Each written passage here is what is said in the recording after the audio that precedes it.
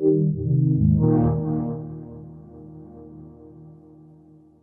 my name is Adrian. I go by Okaydrian on twitch.tv. I'm a streamer, and I recently went full-time, and full-time streaming just means you take the leap from whatever you're doing before and doing it up to 30, 40, maybe even more hours a week. So that involves me doing a lot of my own editing, a lot of my own graphic design to make sure the overlays are clean, production value is where I want it to be, but I'm mostly focused on education. So if I'm playing, let's say, Metal Gear Solid 5, and they mention, SALT, the strategic arms limitation, talks. I want to mention that and why it's relevant to the game and what we can learn from it. So any game you play, I feel like you can get something out of it, But it's not like all boring education. There's a lot of talk. Yeah, and when I heard you talking about that on stage, you were talking about how you sort of approach things from an educational standpoint. It seems really interesting because there's not really a lot of people doing anything like that right now. So how's that been for you, like just that being in your own little lane sort of thing? It works well because there's a few of us who kind of do the same thing, right? It's a couple of guys like Das Valdez. He does a lot of space exploration stuff, so he'll play space-related games and talk about, the G-forces and what's happening, what planet we're landing on, that kind of stuff. So there's a little niche there of educational gamers who find their own place in the world.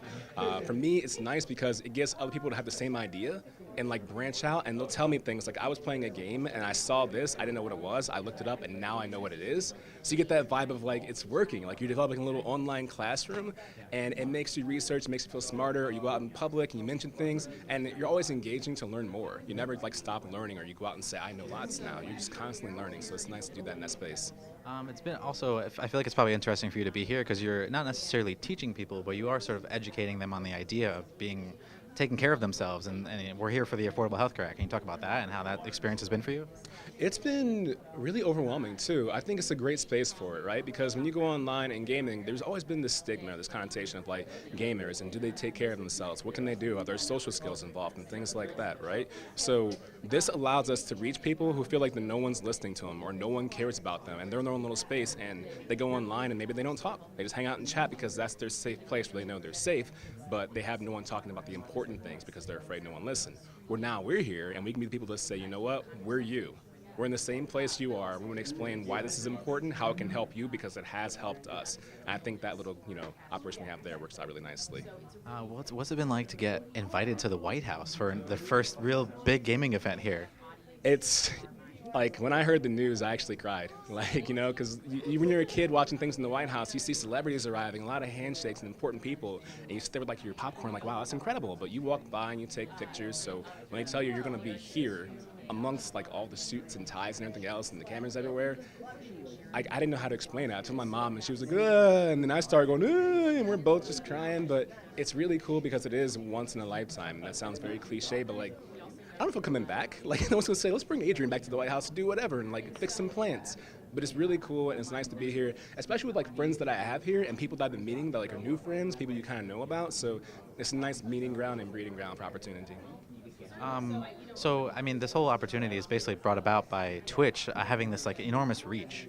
Can you talk about like that and just like how important it is that Twitch sort of like facilitated this whole thing?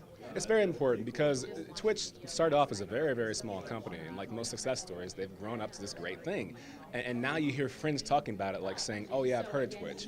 Or do you know this person? I watch them all the time. People at gas stations, people who work in department stores, they're everywhere, and they're watching Twitch on any medium. So you can go to a console, Twitch. You can go on your phone and tablet, Twitch. You get Chromecast, Twitch. So no matter where you are, Twitch has a presence, and it's taking over in the sense that like, if you don't want to watch TV, or you're tired of watching Netflix, you just go watch a streamer talk, or play a game, or experience a game that you may have time to play.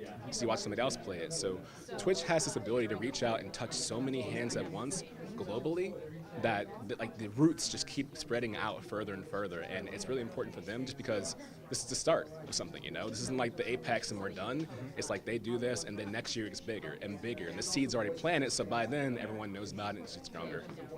So where do you see yourself in the future of like this whole thing? Like what's your plan? What are you looking to do?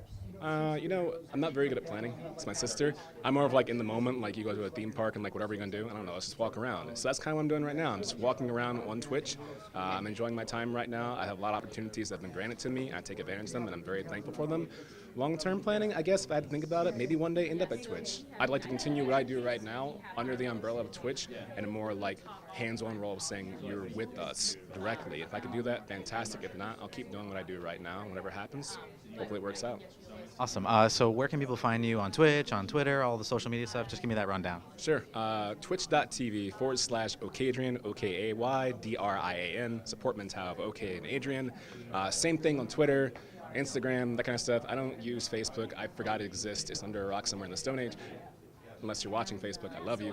But it's very simple. Okadrian across the board, easy to find.